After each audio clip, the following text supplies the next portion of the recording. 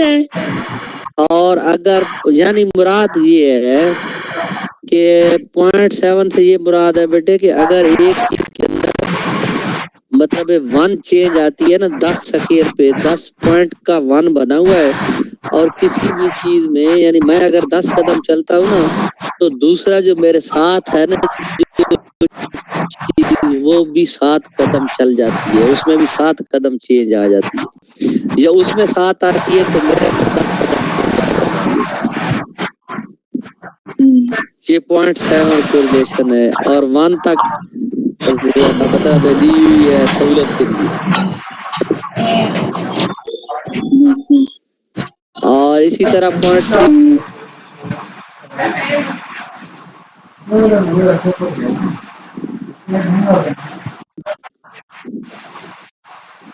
करो बेटा रीडिंग।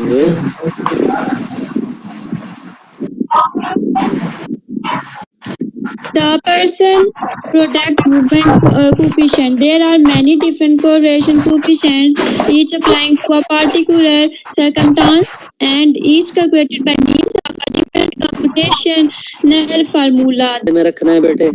और ये भी इसी तरह इसका भी जो क्राइटेरिया होता है वो 0.05 और 0.01 होता है कि हमारी इस कोरिलेशन के दुरुस्त होने के कितने चांस हैं। बेटा आगे 2 किस्में स्पीयरमैन कोरिलेशन है, चैट कर दो। Yes sir.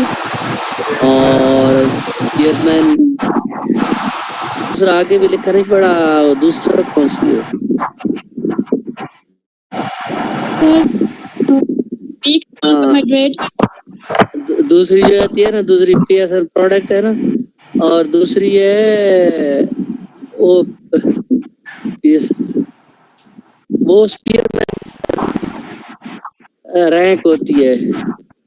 ये पियर्सन आर भी इसको कहते हैं और पियर्सन प्रोडक्ट मूवमेंट कोरिलेशन भी कहते हैं कोफिशिएंट। और दूसरी होती है स्पीयरमैन रैंक। तो आगे जाते हैं ना तो आपको ये चीज क्लियर हो जाएगी। मैं इसको कर्सर को आगे ले जाता हूँ।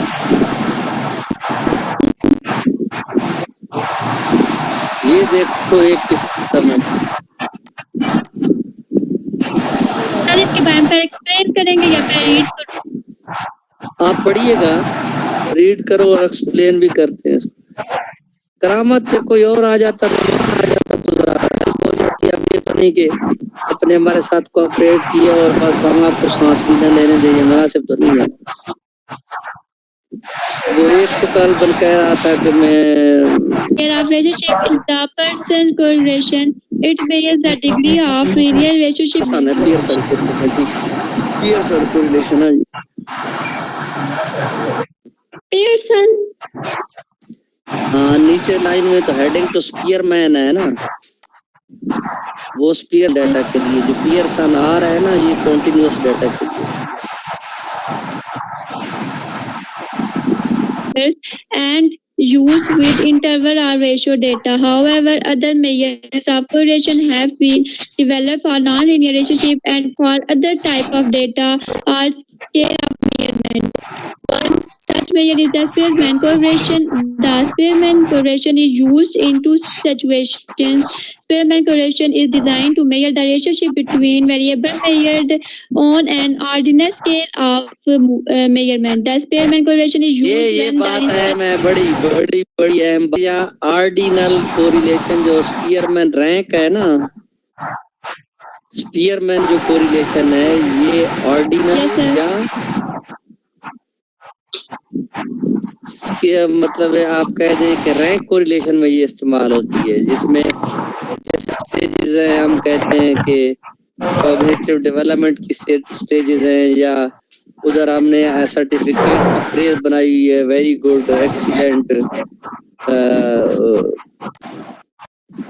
Spearman correlation used when the researcher wants to measure the consistency of a relationship between the variable x and y. In case the original scores are first converted into rank or are expected to come with reading, or at last a general look of the following unit. Unit number 7, regression types of regression. Unit number 7, type of difference ANOVA.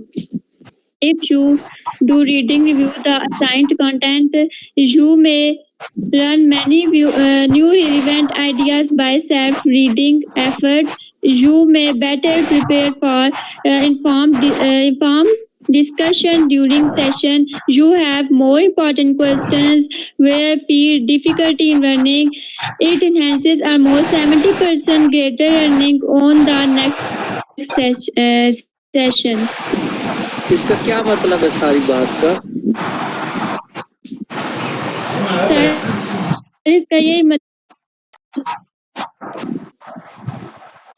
देखिए, और दूसरे के अंदर वो अच्छा खासा हिस्सा अपना डाल रहा हो, तो इसके लिए हम रिग्रेशन का टेस्ट अप्लाई करते हैं, और फिर जब रिग्रेशन का टेस्ट अप्लाई होता है तो बात कोरिलेशन से समझो आगे बढ़ गई, और प्रेडिक्टर क्राइटेरियन से आगे इंडिपेंडेंट और डिपेंडेंट वेरिएबल पे हम चले जाते हैं।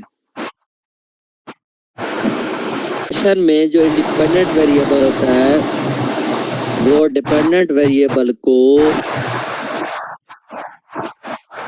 एक्सप्लेन करता है या इन्फ्लुएंस करता है। खुलासा अगर आप इसको एक नजर देख लो, अब हम आ जाते हैं, ये एक लाइन है। अब कोई थोड़ा सा ऑनलाइन आ जाता ना तो बड़ा शौक की आपको समझ आ जाती। इसमें मतलब ये 10 किलो वाले का जो वेट है, अगर 10 किलो है तो 48 इंच है। वेट है, ये वेट पाउंड्स में है ना, तो पाउंड्स तो हाफ डबल का हाफ करें। अब इस 110 बनेंगे, वैसे कोई भी लिख दे, हाफ होते हैं, यानी 2 पाउंड का 1 किलो होता है। 55 किलो है, उसकी हाइट देखो ना, ये यहाँ से लाइन, ये ना वजन है, ये बता रहा है एक की हाइट तो कदर कम है, एक की कुछ ज्यादा है, और एक की तकरीबन 60 है। हाँ, 8 आ रही है, ठीक है वही चाचू। जब इस तरह है ना, तो ये जो लाइन हमने डाली है ना सीधी, ये इक्वेशन को शो करती है। y is equal to m x, यानी जो आपका डाटा पड़ा है ना एम एक्स, ये आप में से अगर हमें ये based on the equation for representing A line that you may remember from algebra class, ये अलजेब्रा की एक फार्मूला है जिसको इक्वेशन होती है, जिसमें उसको इंटरसेक्ट कर रही है। अगर आप में से कोई इसको क्लियर कर देते हैं, एक तो है कि ये लाइन है ना, ये नहीं, एक है कि ये लाइन है इस तरह। मुराद ये कि क्या आप कह दे पाउंड बढ़ने से हाइट बढ़ती है, ठीक है। अगर तो मुसलसल इजाफा होता है, यानी नहीं आती, कर्व लीनियर नहीं होती, तो फिर हम कहेंगे कि ये लीनियर रिग्रेशन है, और इसको फिर टेस्ट से भी हम फाइंड कर सकते हैं। आगे चलो, अब किसका, दानिया का माइक ऑन कर दूं? दानिया, differences among 3, 4 or even more groups. For example, we may want to investigate which of 3 teaching methods is best for teaching 9th class algebra. In such case, we cannot use t-test because more than 2 groups are involved. To deal with such type of cases, one of the most useful techniques in statistics in analysis of variance, abbreviation as मतलब हुआ इसका असल जो हमने T test की बात की थी बेटे, टी टेस्ट में 2 होते हैं ना, जैसे हमने कल बात की थी, गर्ल्स का ग्रुप है, बॉयज का ग्रुप है, तो हम इसी स्टैटिस्टिक्स के ऊपर आपका 100 नंबर का टेस्ट लें और 2 मीन मालूम कर लें, और हम देख लें कि अच्छा इनकी परफॉर्मेंस में टेस्ट स्टैटिस्टिक्स में क्या फर्क है। लेकिन बेटे अनोवा उस वक्त लगता है जब 2 से ज्यादा ग्रुप हो, ठीक है। मैं एक मिसाल दे रहा हूँ, हम अगर ऐसा हम 3 ग्रुप बनाए, एक वो लोग जो अनमैरिड हैं, एक वो जो मैरिड हैं और उनके बच्चे भी हैं, और एक वो लोग जो मैरिड हैं लेकिन उनके बच्चे नहीं हैं। क्या ये 3 कैटेगरीज बनेगी या नहीं बनेगी? यस सर बनेंगी। अब हम इन तीनों की ये इसी क्लास में भी ऐसे लोग होंगे, तो हम ये देख लें कि इनका स्टैटिस्टिक्स में किस ग्रुप का मीन स्कोर ज्यादा है और वो किससे ज्यादा है और कितना ज्यादा है। क्या कह रहा हूँ, किससे ज्यादा है और कितना ज्यादा है ना। जब इस तरह का हम टेस्ट लगा रहे होते हैं ना, यानी 2 से ज्यादा ग्रुप के मीन कंपेयर ऑफ वेरिएंस, किसके लिए, एनालिसिस ऑफ वेरिएंस। ठीक हो गया, आगे चलते हैं। One-way ANOVA logic and procedures. The one-way analysis of variance ANOVA is an extension of independent two-sample test t-test. It is statistical technique by which we can test if three or more means are equal. It tests if the value of a single variable differs significantly among three or more level of a factor. We can जैसे also देखे ना बेटे, हमारा, मेरी बात सुने, हमारा variable तो एक ही है कि स्टैटिस्टिक्स के टेस्ट पर आपके स्कोर कितने हैं ना। वेरिएबल क्या है स्टैटिस्टिक्स के टेस्ट के ऊपर, स्कोर कितने हैं आपके। आप ग्रुप 3 हमने बना लिए, एक शादीशुदा और साथ साथ बच्चों वाली स्टूडेंट, चाहे वो बॉयज हैं गर्ल्स हैं, और एक अनमैरिड। लेकिन वेरिएबल सेम है, टेस्ट के स्टैट के टेस्ट के स्कोर नंबर कितने हैं। Also say that one-way ANOVA is a procedure of testing hypothesis that k population means are equal where k greater than n less than 2. It compares the means of the samples or groups in order to make inferences about the population means. However, ANOVA has much more advantages. Our t-tests are used when we have compared only two groups of variables, one independent and one dependent. On the other hand, ANOVA is used when we have two or more than two independent variables treatment. Suppose we want to study the effects of three different models of teaching on the achievement of students. In this case, we have three different samples to be treated using three different treatments. So ANOVA is a suitable technique to evaluate the difference. बस यही आ गया, 3 group की जब भी बात होगी ना और हम उनको किसी भी परफॉर्मेंस के ऊपर कंपेयर करना चाहेंगे ना, तो फिर वन वे अनोवा ही लगेगा। ये एफ डिस्ट्रीब्यूशन जो होती है ना, इसको कहते हैं एफ रेशो भी कहते हैं एफ रेशो। ये दरअसल एफ रेशो जो है ना, ये 3 ग्रुप के जो मीन है ना, ये उनमें बताती है कि कोई वाज़ेह फर्क है जिसके पीछे कोई खास काज हो, या ऐसे कोई मतलब नेग्लिजिबल सा फर्क है, ये बात बताती है एफ रेशो। और खासकर जब अगर एफ रेशो सिग्निफिकेंट हो, जिस तरह आपकी पहले उधर आपने वो जो सिग्निफिकेंस की वैल्यू की बात की, अगर एफ की रेशो जितनी बड़ी हो तो उतना यूं समझ लो कि 2 या 2 से ज्यादा वेरिएबल के मेजर में बड़ा फर्क है। Yes sir. ठीक है, अच्छा बेटे एक मैसेज तो कर दो कि आपको कोई, ये तो एफ स्टैटिस्टिक्स की बात हो गई कि ये दरअसल जो है ना, जो मल्टीपल कंपैरिजन होते हैं ना, जैसे हम कह रहे हैं 3 ग्रुप उनको करो तो उनका जो कंपैरिजन होगा वो मल्टीपल कंपैरिजन। एफ रेशो के बाद ना हम आगे नेक्स्ट टेस्ट लगाते हैं। अगर एफ रेशो सिग्निफिकेंट हो तो अगला टेस्ट लगता है, नहीं तो लगता ही नहीं है।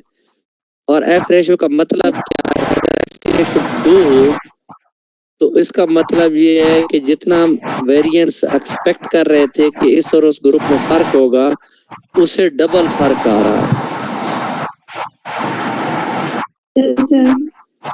और अगर 10 टाइम है तो हम ये कह रहे हैं कि उससे 10 टाइम ज्यादा फर्क आ रहा है। आप 1-0 पे रिजेक्ट कर देते हैं कि ये नल हाइपोथेसिस जो है ना, ये ठीक नहीं है, इनमें तो फर्क है आपस में। Yes sir. चलो बेटे ये आगे मल्टीपल कंपैरिजन की फाइल है, ये पढ़ लें और आगे लास्ट करके तो खत्म कर देंगे। कितने बजे तक आज हमारा टाइम है? Procedure. In one way, ANOVA R square measures the effect size. It supers one possible limitation. It does not indicate which group may be the responsible for a significant effect or that a significant R square and F static say is that the means for the groups are unlikely to have been sampled from a single hat of means. Unfortunately, there is no simple, unequivocal statistical solution to the problem of comparing for different levels of an ANOVA factor.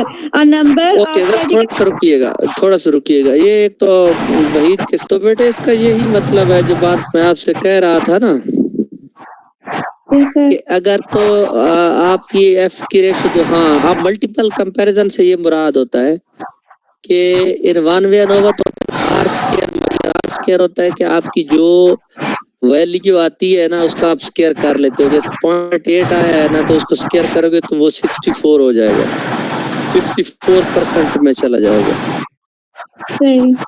ठीक है।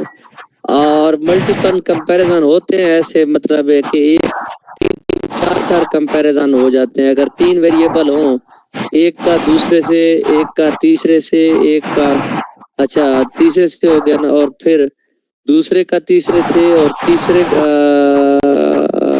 ठीक है कम से कम 5 comparison बनेंगे। तो इस तरह के जो कंपैरिजन होते हैं उनको हम कहते हैं मल्टीपल कंपैरिजन ना। Yes sir. किस चीज को किस से कंपेयर करना है जरा ये देख लो, पढ़ लो। Most of the multiple comparisons methods are mean to pairwise comparison of mean groups to determine which are significantly far which others. The main purpose of most multiple comparison procedures is to control the overall significance level for some set of inferences performed as a follow-up to ANOVA. This overall significance level थोड़ा सा ना मैं आपको clear कर देता हूँ। ज्यादा दफा ना टेस्ट किया जाता है कि हो सकता है एक दफा हमने जब टेस्ट कर रहे ना तो असल वजह से ज्यादा किसी और वजह से कोई चेंज आ रही हो तो उस माहौल में करना चाहिए जब असल वजह सही तौर पे पूरे जोर से काम कर रही हो। ठीक है। एक स्लाइड अब रीडिंग कोई और करेगा तो मैं अगली स्लाइड ऐड करूंगा, नहीं तो बिल्कुल नहीं करूंगा, चाहे जैसे भी आपको तो हो गए तो अगली स्लाइड ऑन करूंगा, नहीं तो नहीं करूंगा। वो मैंने आपको एक चीज दिखा रही थी उसको हम कहते हैं नॉर्मल कर्व, समझाई थी आपको।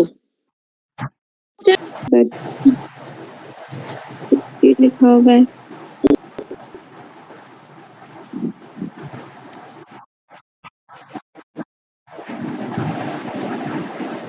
ये वही स्लाइड्स होगी थी सर 33। अच्छा बेटे इसको ना ऐसे होता है, नॉर्मल कर्व से ये मुराद होती है जो हम इंफॉर्मेशन कलेक्ट करते हैं ना। Yes sir. जैसे आप ये सब बैठे हो ना 50 लोग हो हमारे साथ ना, सपोज कितने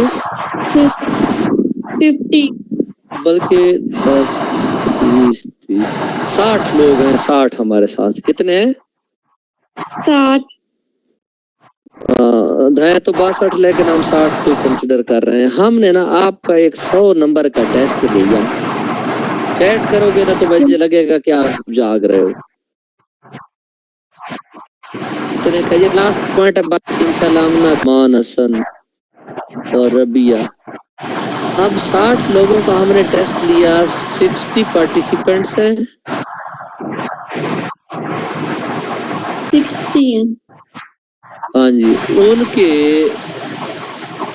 हमने स्कोर लिए तो जो 50 से राइट 60 तक के लोग थे ना वो +1 और 50 में से 10 माइनस करो तो 40 और 60 के दरमियान तकरीबन कुल का 68% लोग फॉल करेंगे। कुल का 68% लोग।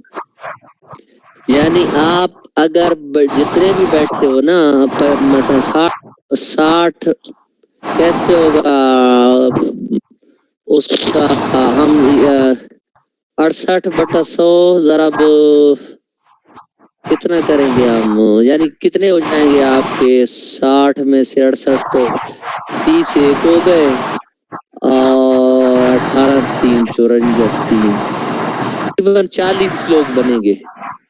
कितने? 40 लोगों का डाटा इधर आएगा -1 और +1 के दरमियान। अच्छा 10 और कम कर दो तो 40 से आगे 30 तक चले गए, और उधर 30 प्लस कर दो तो उधर 50 60 और 70 तक चले गए। यानी इसी तरह ये जो डाटे का स्प्रेड है ये बताता है कि अगर इस तरह बेल शेप कर्व बन रही हो ऐसे, तो ये नॉर्मल कर्व होती है। और अच्छा डाटा वो है जो नॉर्मली डिस्ट्रीब्यूटेड हो, यानी मीन के करीब ज्यादा लोग हों, जो दूर होते जाएं तो कम होते जाएं, लेकिन मौजूद जरूर हों। और जो ये 0 से राइट पे है तो इसको कहते हैं +1 स्टैंडर्ड डेविएशन, आगे -2 स्टैंडर्ड डेविएशन, आगे -3, और दूसरी तरफ -1 स्टैंडर्ड डेविएशन, -2 -3 स्टैंडर्ड डेविएशन। ये इसको समझने और सीखने का तरीका है नॉर्मल कर्व को।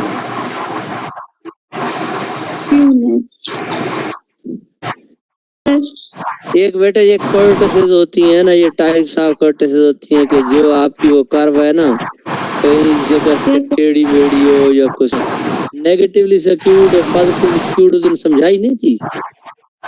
तो समझाई थी। बस वही तकरीबन जो स्क्यूड बताती है ना, उतना ही ये जो राजपूत बरादरी समझ ले ना, तो एक ही बात है, कोई ऐसी बात नहीं। ये नॉर्मल कर्व को पढ़िए। Normal curve, one way of presenting out how data are distributed is to plot them in a graph. If the data is evenly distributed, our graph will come across a curve. In statistics, this curve is called a normal curve. हाँ बेटा, जो ये पूछ रहे हैं and time क्या है, and time 6:10 है कि 6 है क्या? 6:10 अच्छा 6:10 ठीक। ये बेटे वेरिएंस को तो जरा पढ़ लें। Variance is the square of the standard deviation. In short, having obtained the value of the standard deviation, you can already the value of the variance. Normal curve आ गई, मीन है ना सर। तो सपोज मैं ये कहता हूँ कि रबिया का है 40 स्कोर, आपका है 60 स्कोर, तो 50 में से 10 माइनस होंगे और तो -10 आएगा, एक +10 आएगा। इसी तरह सारे स्कोर वो इकट्ठे कर लेते हैं, कुल स्कोर को जमा करके जितनी वैल्यूज थी ना, जितनी रकमें थी, जितने डिजिट से, उतने पे तकसीम कर देते हैं, तो स्टैंडर्ड डेविएशन मालूम हो जाता है। Yes sir.